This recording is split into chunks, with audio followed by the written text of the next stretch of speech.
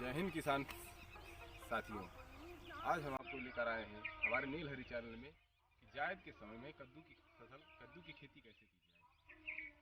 तो आइए हम आपको बताते हैं पहले इसकी खेत की तैयारी कैसे करनी है। तो सबसे पहले यह फसल जो है मार्च अप्रैल उत्तर भारत में मार्च अप्रैल के मध्य की जाने वाली फसल है, जिसमें गर्मी और तेज शुष्क हवा सहने की क्षमता होती है।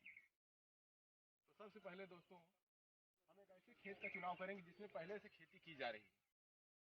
इसकी मिट्टी उपजाऊ होनी चाहिए और उसे फिर पानी से भर देंगे। खेत पूरी तरह से भर के उसके बाद पक जाने के बाद फरवरी में भर देंगे। पक जाने के बाद उसकी ठीक से जुताई करवा देंगे और जुताई कर इसलिए कर देंगे कि जो है बीजों की रोपाई करने के बाद जो है नमी बनी रहे, जिससे बीज अंकुरित हो सके। तो आइए देखते हैं दोस्तों किस तरह से इसकी तैयारी की जाए। सबसे पहले इस तरह से हम क्यारी बना लेंगे। इस तरह से क्यारी बना लेंगे और क्यारी बनाने के बाद एक क्यारी से दूसरी क्यारी की दूरी जो है 2 से 2.5 मीटर के लगभग होनी चाहिए। और क्यारी बनाने के बाद फिर इससे फायदा भी ये होगा कि जो है गर्मी के समय में जल्दी जल्दी पानी देना पड़ता है। पौधा छोटा होगा और पानी देने के लिए फिर सिर्फ नालियों में पानी देकर इसकी सिंचाई की जा सकती है और बाकी जगह में पानी नहीं सींचना पड़ेगा, कि जिससे जो है हमारी पानी की बचत भी होगी और पौधा बड़ा हो जाने के बाद पूरी जगह में सींच सकते हैं। तो आइए देखते हैं हम लोग किस तरह से इसकी रोपाई की है हमने। तो सबसे पहले इस तरह से नाली बनाने के बाद आपको बीजों को लेना है। उन बीजों को लेना है कद्दू के जो गर्मी के मौसम में फल देने वाले हों। गर्मी के मौसम में फल देने वाले हों और फलों की साइज लगभग 1.5 से 2 किलो मीडियम में होनी चाहिए, जिसकी मार्केट प्राइस ज़्यादा है।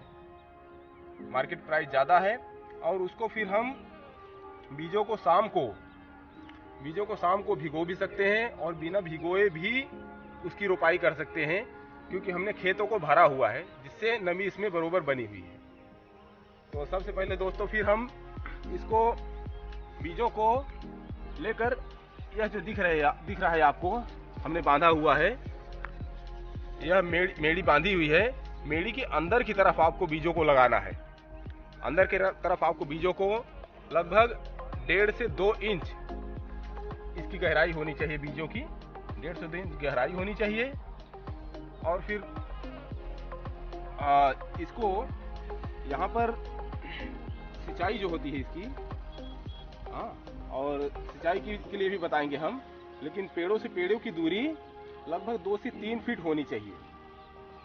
और पहली सिंचाई इसकी हमें करनी है जब ये लगभग 2 पत्तों के लगभग हो जाए। कोई निकला होगा, कोई नहीं भी निकला होगा, लेकिन 2 पत्तों के लगभग कुछ पौधे दिखने लगे, तब इसकी पहली सिंचाई करना है। और सिंचाई करने के पहले इसमें डीएपी और जैविक उर्वरक इस तरह से बीच में छिड़क देना है, यहाँ पर पेड़ों को छोड़कर, पेड़ों की जड़ों तक न जाए। पेड़ों की जड़ों को छोड़कर यहाँ पर छिड़क देना है। छिड़कने के बाद पानी की सिंचाई इस तरह से करें कि लेवल यहाँ नीचे हो, सिर्फ पानी इसमें आ जाए, पूरा भराव ना हो। अगर भराव हो जाएगा दोस्तों तो जो है इसमें जो पौधे नहीं उगे हैं उसके ऊपर एक परत सी जम जाएगी और वो पौधे उसी में रह जाएंगे, निकलने में उनको दिक्कत होगी। इसलिए हमको पहला पानी उतना ही लगाना है और कि जितना जो है वह अवशोषित कर ले, सिर्फ नमी इसमें बनी रहे, जिससे पेड़ों को नुकसान ना हो। और उसके बाद फिर इसमें दोस्तों कर रहे हैं कि कीटनाशक आपको 8 से 10 दिन के अंतराल पर लगातार कीटनाशक का प्रयोग करते रहना पड़ेगा इसमें, क्योंकि गर्मियों के समय में इसमें छोटी छोटी भुनगियाँ या खपटियाँ ज़्यादा लगती हैं, जिसके कारण यह आपका पौधा विकास नहीं करेगा, इसकी पत्तियाँ खा लेंगी। और उसके बाद फिर आपको नमी बनाए रखने के लिए इसमें नमी समाप्त होने के पहले इसकी सिंचाई आप करते रहिए, इसमें नमी समाप्त न होने पाए, क्योंकि गर्मी का मौसम। और उसके बाद हर 15 दिन के अंतराल पर, लगभग में 15 दिन के अंतराल पर आप इसमें डीएपी और जैविक खाद का प्रयोग बीच में करते रहिए, जिस तरह से मैंने आपको बताया है उस तरह से आप करते रहिए। यूरिया का प्रयोग आपको फूल और फल आने के पहले बिल्कुल भी इसमें नहीं करना। जब फूल और फल इसमें आने लगे तभी यूरिया का प्रयोग करें आप। यूरिया खाद का, यूरिया उर्वरक का प्रयोग तभी करें। और उसके बाद दोस्तों, जब यह हमारा पौधा जो है 20 से 25 दिन का हो गया है, आप देख सकते हैं, और इसमें यह देखिए दोस्तों, फूल भी आना शुरू हो गया है, और इसकी टांगे भी जो है घुंघराले टाइप में जो है ये निकलने शुरू हो गए हैं। अभी भी हमने इसमें यूरिया उर्वरक का प्रयोग नहीं किया है। तो जब यह पौधा कुछ बड़ा हो जाए और उसके बाद इसको इस नाली से इस तरफ अंदर की तरफ करना है, आधे से ज़्यादा कवर कर ले। जैसे फूल और फल इसमें आने शुरू हो जाएं, तब पूरे खेत की सिंचाई आपको करनी पड़ेगी। पूरे खेत की सिंचाई इसलिए करनी पड़ेगी दोस्तों कि इसकी जो घुंघराले टाइप में निकल रहे हैं टांगे, यह इस जमीन के अंदर जो है घुसकर वो जड़ का रूप ले लेती है और वहां से भी पूरे पेड़ को पोषण प्रदान करती रहती है, जिससे फल फूल जो है बड़े होते हैं और टिके रहते हैं, उसमें गिरने नहीं पाते।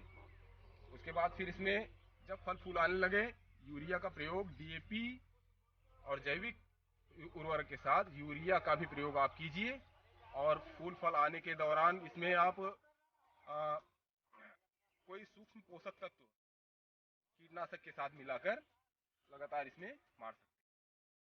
और जब तक ये खाली है, जैसे 20 से 25 दिन के अंतराल का है ये, तो हमने उस तरफ आप देख सकते हैं बीच में धनिया, मेथी, मूली और पालक, इस तरह से बीच में हम करके एक सवा महीने 1.5 महीने के अंतराल पर इसके बड़े होने के पहले और भी एक खेती का लाभ ले सकते हैं। तो दोस्तों, इस प्रकार से इसमें हम लोग गर्मी की खेती में जायद के समय में काफ़ी अच्छा मुनाफा कमा सकते हैं इस प्रकार से खेती करके, और इसकी मार्केट प्राइस भी अच्छी होगी गर्मी में। तो हमारे चैनल बने रहने के लिए और अच्छी अच्छी जानकारियाँ पाने के लिए आपका बहुत बहुत धन्यवाद।